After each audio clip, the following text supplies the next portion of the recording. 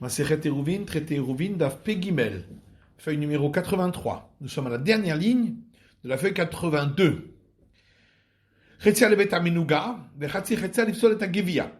La moitié du pain qui est le volume utilisé pour le Eruv, pour le trou, et donc la moitié, c'est la mesure d'aliments dont le temps de consommation correspond au temps qu'on doit rester dans une maison qui a la lèpre pour que les vêtements reçoivent l'impureté. Et la moitié de cette moitié, c'est la mesure des aliments impurs que si on ingurgite, on devient soi-même impur au point qu'on ne puisse plus manger de la trouma, donc du prélèvement destiné aux prêtres. Tana, il y a une braïta qui dit Vechatsi chatsi chetzia. Et la moitié de la moitié de la moitié, les tamé tumat ochalin. Et la mesure de nourriture qui, si elle est impure, peut rendre impur d'autres aliments.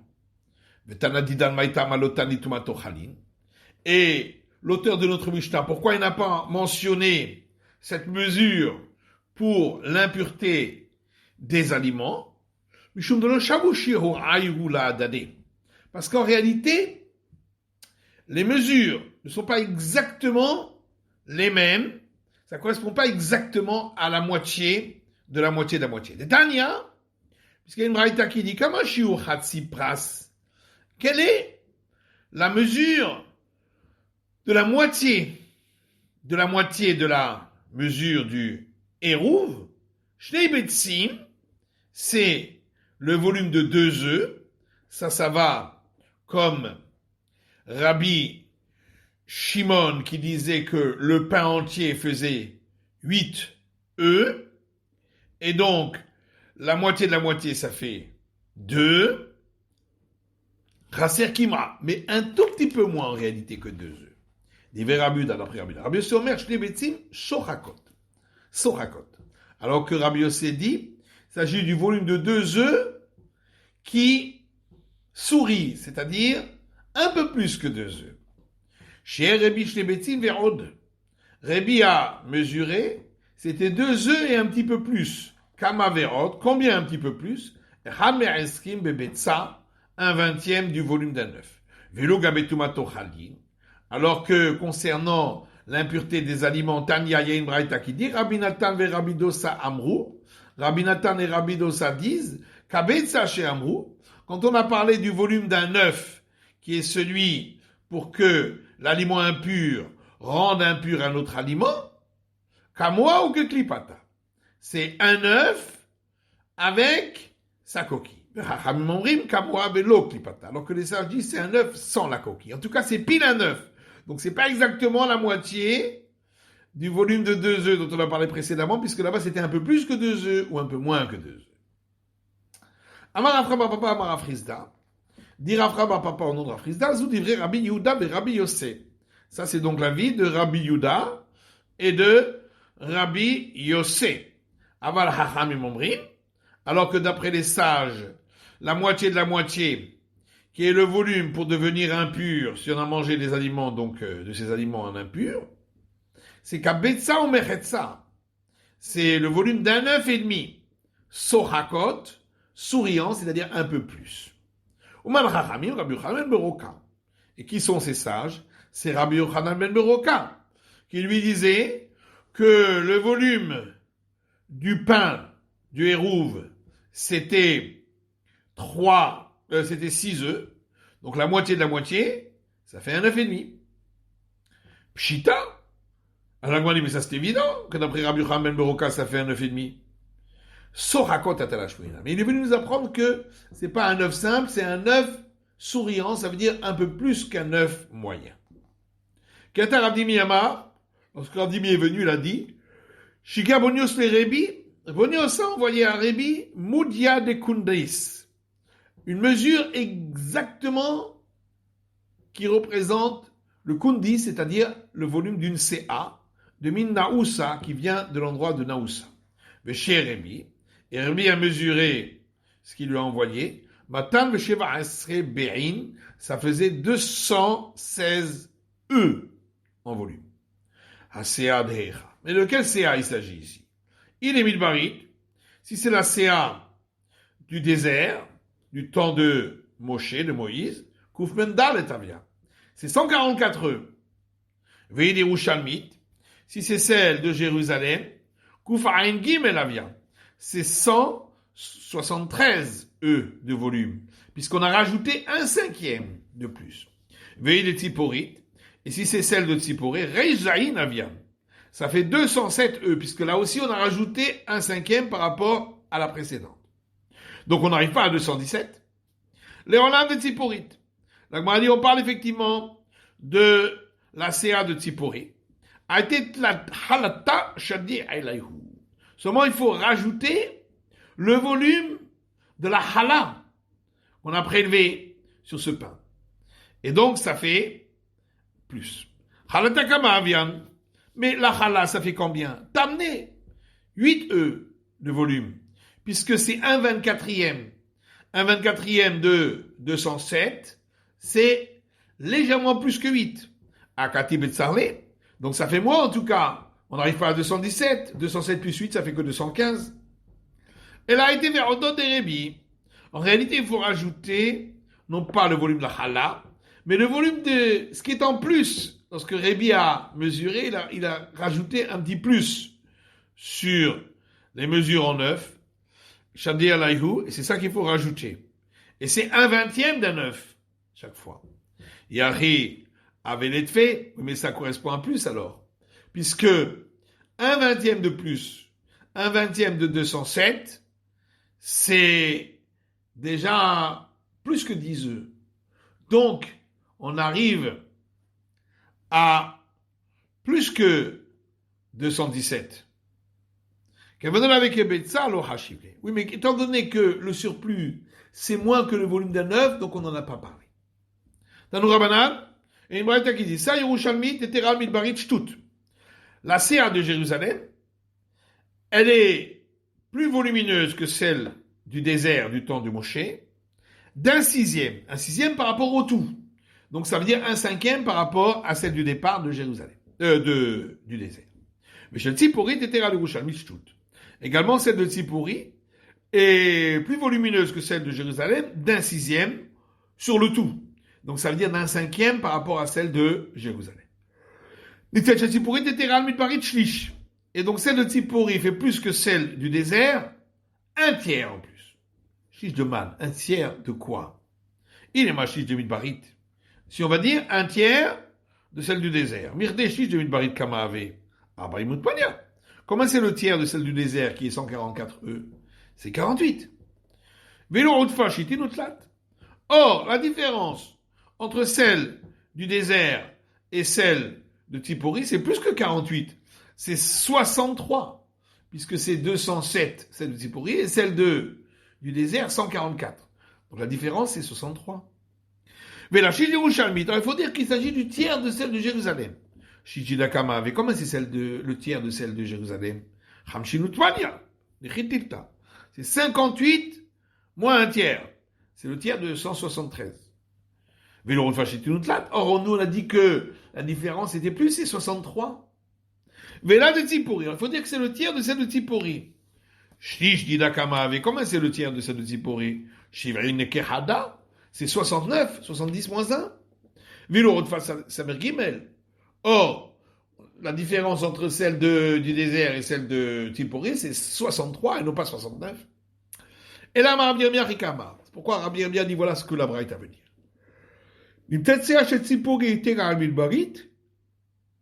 Ça veut dire que celle de Tzipori est plus volumineuse que celle du désert, Karov le shtish, de près d'un tiers, puisque c'est 63 et un tiers chez la de elle de Tzipori, c'est 69. Ou shtish chez la Karov le Merzal du mari. Et le tiers dont on a parlé ici, c'est proche de la moitié de celle du désert. Puisque le tiers de celle de Tzipori, c'est 69, et la moitié de celle du désert, qui est 144, c'est 72.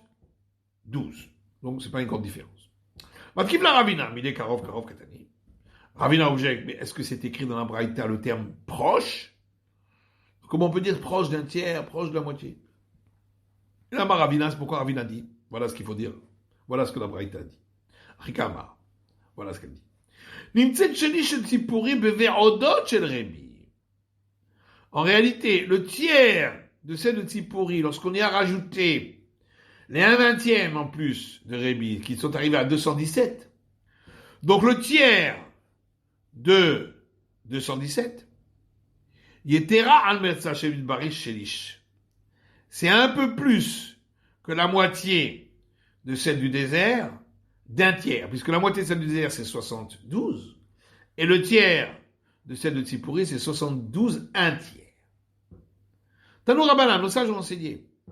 Reshit Arisotechem, c'est marqué concernant le prélèvement de la chala, qu'il s'agit du prélèvement sur vos pattes. C'est-à-dire vos pattes, Kedé Arisotechem. Ça veut dire qu'il faut que la patte en question ait la mesure qui est celle de vos pattes dans le désert. Mais comme Arisotechem, c'est quoi vos pattes? Kedé Arisat Amidbar, la patte du désert qui vient de la manne. Comment Arisat Amidbar? Quel est le volume de la pâte du désert? Dirti va Omer Asiri Taefahu. C'est écrit dans le verset que il récoltait chaque jour un Homer qui fait 1/10 de Epha. Mikanamru. Or, 1/10 de Epha, c'est 43,2 E, le volume de 43,2 E. Mikanamru, et de là on apprend, Zain Revaim Kemach Verod, que 7 quarts de log de farine et un petit peu plus, puisque ici, 7 quarts de CA, le quart d'une CA, puisque une CA c'est 24 E, le quart d'une CA c'est 6 E. 7 quarts, ça fait 7 fois 6, 42. Or, nous, on a dit que c'est 43,2. Donc, c'est 7 quarts et un peu plus. 1,2 de plus. Chez Nvav, chez Yerushalmit. Mais quand tu transformes ces 7 quarts et un petit peu plus en mesure de Jérusalem, où il faut rajouter là, donc ces mesures sont plus volumineuses d'un 1/5, on arrive à 6 quarts d'une CA. Chez Heshet Tzipori. Et si on les transforme en mesure de Tzipori, où la mesure est plus grande d'un 1/5, là aussi, par rapport à celle de Jérusalem, ça fait 5 quarts de CA. Mikan Amrou, et de là on a appris, à Ochel Kemidazu, celui qui mange une pâte de cette mesure-là, de la pâte qu'ils ont mangée dans le désert, à Rezé Bari Umvorach, il devient en bonne santé, il est en bonne santé et il reçoit la bénédiction. Parce que c'est la mesure que l'Éternel a voulu qu'on mange dans le désert, donc c'est exactement la mesure idéale. S'il mange plus que ça, c'est que c'est un glouton. Et s'il en mange moins, c'est qu'il a des problèmes de digestion, c'est pourquoi il ne peut pas manger beaucoup. Prochaine Mishnah. Les gens qui habitent dans une cour et les gens qui habitent dans des habitations qui donnent sur le balcon qui est au-dessus de cette cour, d'une hauteur de 10 largeur du poing au-dessus. Et ils ont oublié de faire le héros ensemble, ceux de la cour avec ceux qui donnent sur le balcon. Hors du balcon, il y a des marches qui donnent sur la cour, donc il y a une communication. Kol shegavoa sarat fachim, les mirpeset. Tout ce qui a une hauteur de 10 largeur du poing est relié à ceux du balcon, puisque le balcon aussi a une hauteur de 10 fois la largeur du poing. Par Mikal, si ça a moins que cette hauteur, les Hatser, c'est relié avec la cour et on peut porter les coins de la cour. Il y a d'abord un là. Donc, la margelle du puits se trouve dans la cour, qui a une hauteur de 10 largeur du poing, et un rocher qui se trouverait dans la cour, qui a une hauteur de 10 largeur du poing, qui est voyé Masarat Fachim, donc ils ont une hauteur de largeur du poing, 10 largeur du poing, les murs P7 sont reliés avec le balcon. Parole Mikan, mais si c'est moins que dit l'argent du point, les Khatser, c'est relié avec la cour. Quand on a dit que c'est relié avec le balcon, c'est uniquement si cet élément qui a une hauteur de dit l'argent du point est proche du balcon. Mais s'il est éloigné, même s'il a une hauteur de dit l'argent du point, les Khatser, il sera relié avec la cour. Et donc, ce sera permis pour les gens de la cour de porter, mais pas des gens du balcon. Qu'est-ce qu'on appelle proche? Si la distance fait moins que 4 fois l'argent du point. La Gemara dit Pshita. C'est évident. Le Zeb Pétar et la Zeb Pétar. Lorsque nous avons un domaine qui se trouve entre deux cours, où il n'y a pas eu d'érouve entre ces deux-là, et chacun des gens de ces deux cours peuvent accéder à ce domaine comme s'il y avait une ouverture normale, donc de manière aisée. Ça, c'est le cas d'une ouverture dans un mur qui se trouve entre deux cours et qui se trouve à moins de 10 largeur du point de hauteur. Donc, c'est relativement aisé d'y accéder. Et puisque c'est aisé d'y accéder, donc ça appartient aux deux cours. Et donc, on ne pourra pas porter de cet endroit aux différentes cours puisque cet endroit-là appartient à l'autre cour également. Les Zébizrika et la Zébizrika, si c'est un endroit qui a une hauteur de 10 largeur du point par rapport au cours, et donc de l'une et de l'autre, il faut lancer un objet pour l'atteindre. Ça, c'est comme le mur qui est entre deux cours, et il n'y a pas eu de hérouve entre les deux. Eh bien, on ne peut pas porter sur ce domaine, parce que les deux ont un accès autant malaisé l'un que l'autre à ce domaine. C'est pourquoi les deux sont reliés avec les Zébéchichou, la Zébéchichou. Si l'un et l'autre des domaines, donc des cours, pour y accéder, doivent descendre les objets de 10 fois l'argent du point, ça c'est le cas du fossé qui est entre deux cours. Et là aussi, on ne pourra pas porter des cours au fond du fossé, puisque le fond du fossé est relié aux deux. Les Zébéchichou, la Zébéchichou. Si de l'une des cours, on accède facilement, comme s'il y avait une ouverture, et de l'autre, il faut lancer, parce que c'est au-dessus de 10 largeur du point. À nous de Rabba bar Ravuna, Amar Nachman, ça c'est le cas de Rabba bar Ravuna, au nom de Rav Nachman, qui dit que ce sera relié à celle qui a une ouverture facile. La Zébéchichou, la Zébéchichou, si à l'une, l'accès est aisé, comme s'il y avait une ouverture, et à l'autre, il faut descendre les objets de 10 largeur du point. À nous de Rav Shizbi à Rav Nachman. Ça, c'est le cas de Rav Shizbi à Rav Nachman. Puisque l'une, c'est un accès aisé, l'autre, c'est un accès difficile. Donc, ce sera relié avec ceux qui ont un accès aisé. Le Zébéchichou de la Zébizrika. Si maintenant, le domaine en question, qui se trouve entre les deux cours, de l'une des cours, il faut descendre les objets de 10 largeur du point. De l'autre, il faut lancer les objets sur 10 largeur du point de hauteur. Mais, qu'est-ce qu'il en est dans ce cas-là? Est-ce que les deux, c'est autant difficile ou pas? Amarav Shne Masurin. Rav dit, pour les deux, c'est interdit. Parce qu'ils ont le même difficulté d'accès. Shmuel Amar notinoto lezé chez Meshichul. Alors que Shmuel dit non. Cet endroit sera rattaché et on pourra porter pour ceux qui y accèdent en descendant les objets. Parce que c'est plus facile de descendre les objets que de les monter, de lancer. Et donc pour l'une, c'est une utilisation facile et pour l'autre, c'est une utilisation difficile. Et dans tous les cas où, pour les uns, il y a une utilisation facile et pour les autres, une utilisation difficile,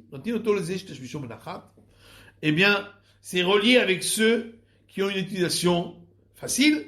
C'est la fin de l'étude de la feuille numéro 83 du DAF Pegimel.